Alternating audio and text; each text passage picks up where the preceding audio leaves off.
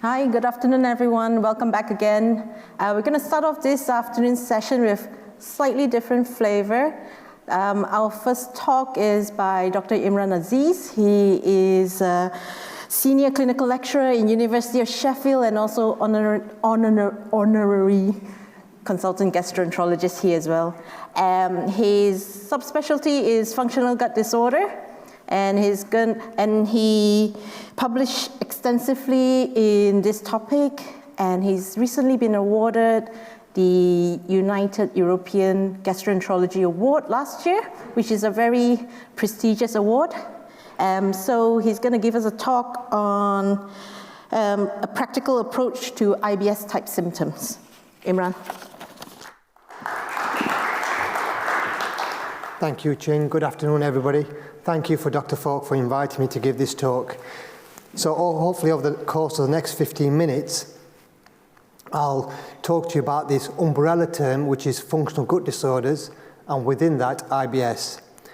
I'll then also describe some organic conditions that can mimic the symptoms of IBS, followed by the diagnosis and management of IBS. So with regards to functional gut disorders, these can be simply defined as an individual having chronic gastrointestinal symptoms in the absence of organic disease. So for example, there's no evidence of inflammation or cancers. And these symptoms have got to be present over the last 3 months and must have started at least 6 months prior. With regards to the pathophysiology of these conditions, that's not completely known, but the prevailing hypothesis is that these are disorders of gut-brain interaction, characterized by abnormalities in one or more of the factors listed on your left, such as visceral hypersensitivity, alterations in motor function, and alterations in central processing. And that this may arise on the background of an abnormal biopsychosocial model. Now, functional gut disorders can arise from any of the GI organ domains. So this morning we discussed those that emanate from the esophageal region, such as functional dysphagia. Many people complain of epigastric symptoms and have negative investigations, which is called functional dyspepsia. But what's relevant to this talk is when symptoms emanate from the bowel, and the most commonly recognized is, of course, IBS. So the symptoms of IBS are chronic frequent abdominal pain associated with an alteration in bowel habit, and bloating is very commonly present. And this is an extremely common condition which affects about 5 to 10% of the population. However, as we're all aware, the symptoms of IBS are not specific to IBS, but can occur in other organic GI conditions. For example, celiac disease, colon cancer, inflammatory bowel disease, and microscopic colitis are probably the most well recognized. What I've also put on this diagram is bile acid diarrhea. This is a condition that we will test for in a subset of patients that attend secondary care, but there's no routine recommendation to do this. With regards to celiac disease, I think this is fairly common knowledge in that when an individual presents with IBS type symptoms, the chance of them having celiac disease is around 4%, whereas in the general population, it's around 1%. So there's a 4-fold difference. And now all guidelines recommend when an individual presents with celiac disease, and regardless of their subtype, when an individual presents with IBS, regardless of their subtype, they should always be screened for celiac disease by means of a celiac serology, and then if positive, proceeding to a duodenal biopsy. The two conditions we're probably most worried about in missing in this cohort is, of course, colon cancer and IBD. But reassuringly, their prevalence in people with suspected IBS is low, and we can exclude these conditions by looking for alarm features and then proceeding with a colonoscopy if needed. And of course, ovarian cancer needs to be taken into consideration, particularly in women who have persistent pelvic pain and persistent abdominal distension. It should also be tested for in women over the age of 50 who've developed new IBS type symptoms, because it's unlikely to be IBS at this point, and you should exclude ovarian cancer first. With regards to microscopic colitis, there's data to show that in individuals with IBS diarrhea, the prevalence of microscopic colitis is around 10%. And that when an individual is diagnosed with microscopic colitis, around 1 in 3 of them have been previously misdiagnosed as having IBS. And I think microscopic colitis is an increasingly relevant condition, particularly in primary care where we have an aging population and polypharmacy. So if we look at some of the risk factors for microscopic colitis, they include older age, female gender, the presence of autoimmune diseases, if someone has recently initiated new drugs, and by that the three main culprit drugs are PPIs, SSRIs, and non-steroidal anti-inflammatory drugs. And what this graph shows that as you start accumulating these risk factors, and if you have, let's say, 2 or more of these risk factors, then the chance of the patient having microscopic colitis as a cause of their diarrhea is almost 25%. And this is just to remind you that when we scope these individuals, it looks normal, and that the diagnosis is confirmed histologically after taking biopsies. So now I'd like to move on to how we make a diagnosis of IBS. So firstly, you need to recognize the cardinal symptoms, which are abdominal pain and alteration in bile habit. Secondly, you then have to exclude organic disease. However, you do this in a cost-effective and judicious manner, as opposed to everyone having a colonoscopy, for example. And therefore, you select your cases by screening for alarm features, which can be done through the clinical history, the examination, and doing some baseline laboratory investigations. For example, celiac serology, fecal calprotectin, etc. If at the end of that, there are alarm features present, then you proceed onwards to a colonoscopy. With regards to the alarm features, again, I think these are well known and include older age, fairly new onset of symptoms, unintentional weight loss, nocturnal symptoms, any evidence of bleeding, iron deficiency anemia, family history, or any evidence of inflammation on blood or stool testing. In those cases, of course, exclude the possibility of organic disease. And this is just to reiterate the same message, which is fairly straightforward as I see it. If an individual has symptoms compatible with IBS, do they have alarm features? If they do, then proceed onwards to further investigations and see what comes of that. If they have no alarm features, then you should make a positive diagnosis of IBS without referring for a colonoscopy. And there's good evidence to support this approach.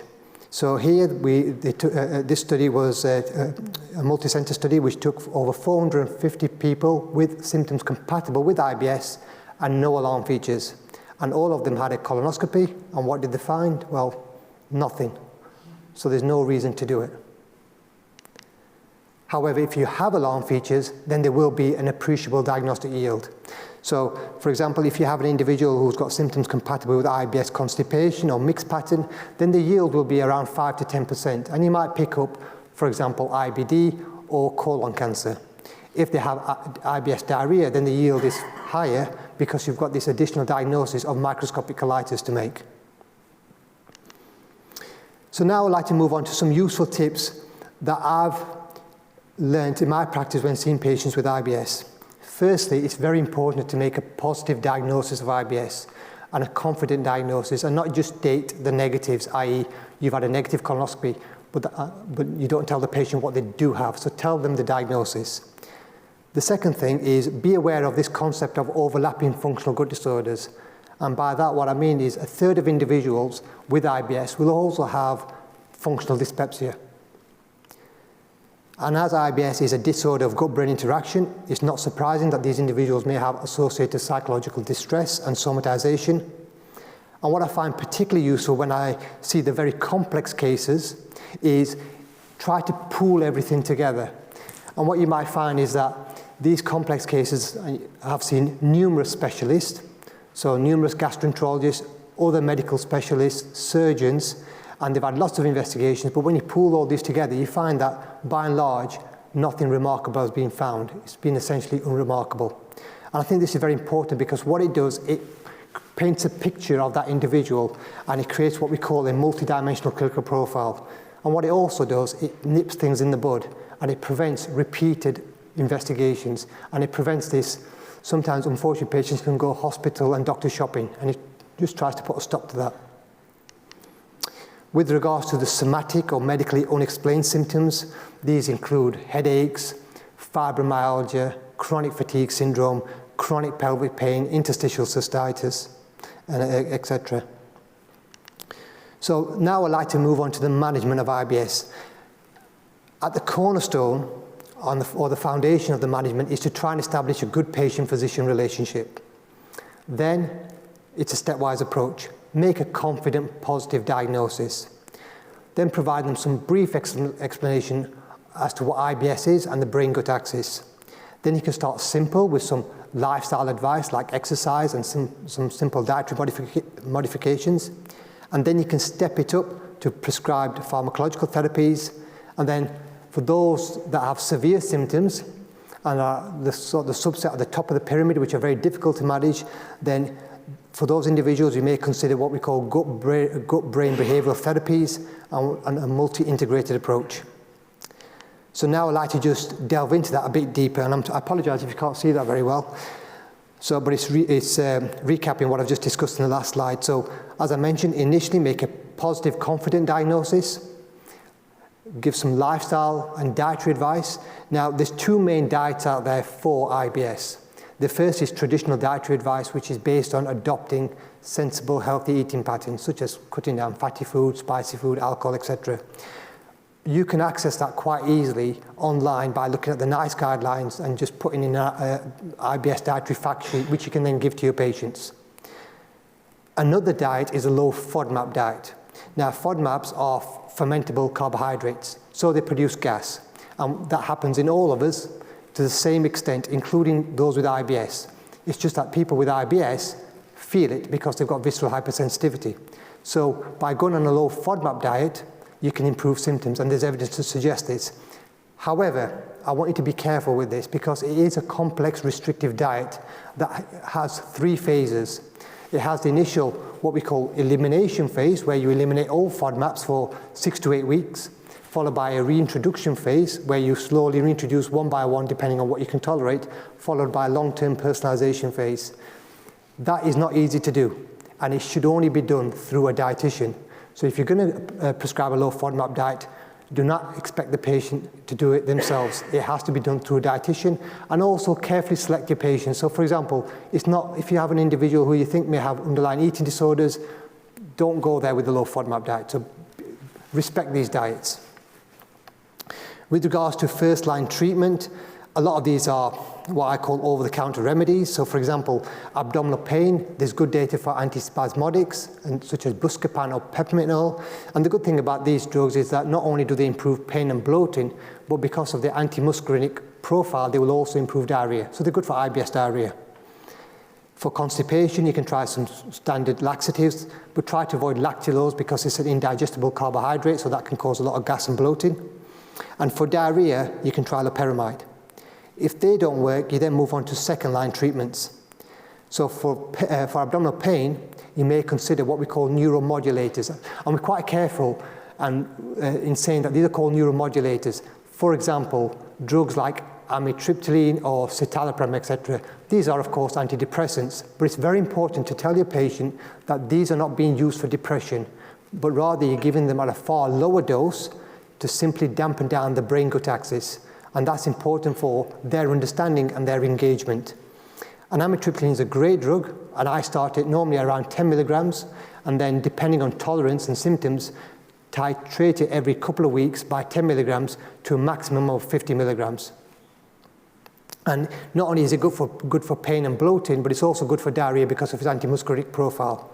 However, if you've got constipation, you might want to avoid amitriptyline, but rather give an SSRI instead. And whilst we're on the topic of IBS constipation, it's also mentioned here secretagogues. So these are your kind of super laxatives, and you will have heard of drugs like linaclotide. The important thing to mention about linaclotide, and again, this is something I tell my patients, is that it has two modes of action. Action one is fairly rapid, in that it will improve their constipation by causing diarrhea. Action two takes around 4 to 6 weeks to kick in, and that is it dampens down visceral hypersensitivity. So the improvement of pain and bloating takes around 6 weeks or so. So that again is important for their knowledge and their perseverance with the drug. And then other drugs you can try for diarrhea are 5-HT3 antagonists, so for example ondansetron. And then finally, if these therapies don't work, you then consider gut-brain behavioral therapies such as gut-specific CBT and hypnotherapy. Now, the one thing that you will see that's missing off this chart, and rightly so, is opioids. Opioids should not be prescribed in this patient group, and indeed should not be prescribed for people with chronic non-cancer pain, because what they do is cause addiction, psychopathology, but also opioid-induced GI dysfunction.